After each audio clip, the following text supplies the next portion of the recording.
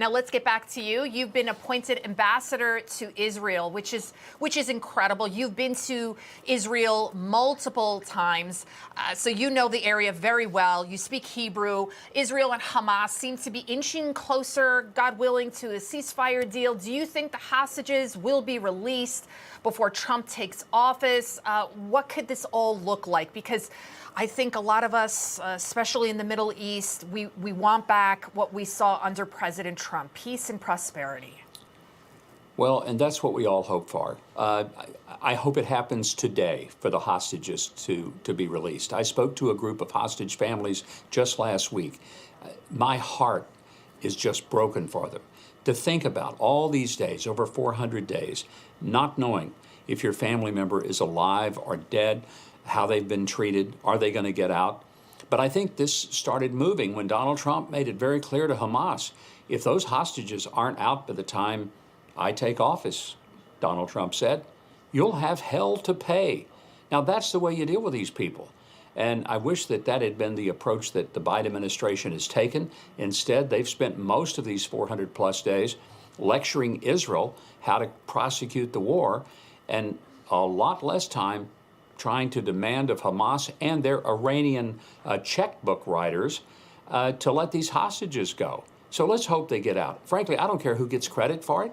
If Joe Biden wants to take credit, if they get out today, fine. But these families need their loved ones back, and it should have already happened, but let's pray it happens today.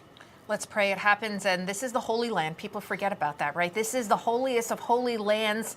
We have the holy season upon us, Christmas, Hanukkah. Also, I wanted to ask you, have you communicated with your Israeli counterpart? Because you're coming into this new position. Have you talked to your counterpart there? Yeah, Jack Lew, who is the current ambassador, he and I had a phone call. It was very warm and kind. I could not have asked for him to be more helpful and accommodating. He didn't have to do that, but it's very clear that he wants there to be a very smooth transition.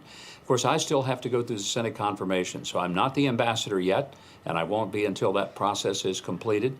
But I have every confidence that if I have any questions to ask of the current ambassador, he's more than willing to be available and be helpful. And I really, genuinely appreciate that. Governor, do you think that the whole world is already feeling the Trump effect? He hasn't even officially taken office yet. And we're already seeing Canada saying they're going to bolster their border security. We're seeing Mexico saying they're cracking down on the invasion that's happening there. We're seeing reverberations, right, throughout the world. And do you think it'll extend to the Middle East and we could finally get peace there that's been so long awaited for? We had it for the 4 years that Donald Trump was president. He did remarkable things. The Abraham Accords were historic. He should have gotten a Nobel Peace Prize for that. Had it been anyone but Donald Trump, he would have been given the Nobel Prize. But he didn't do it because he wanted recognition. He did it because, as he said regarding the moving of the embassy from Tel Aviv to Jerusalem, he told me to my face, he said, I did it because I said I would. It was the right thing to do.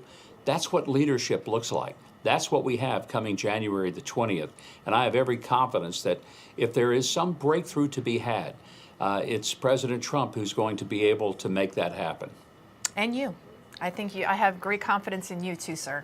Governor Mike Huckabee, thank you so much, sir, for joining us.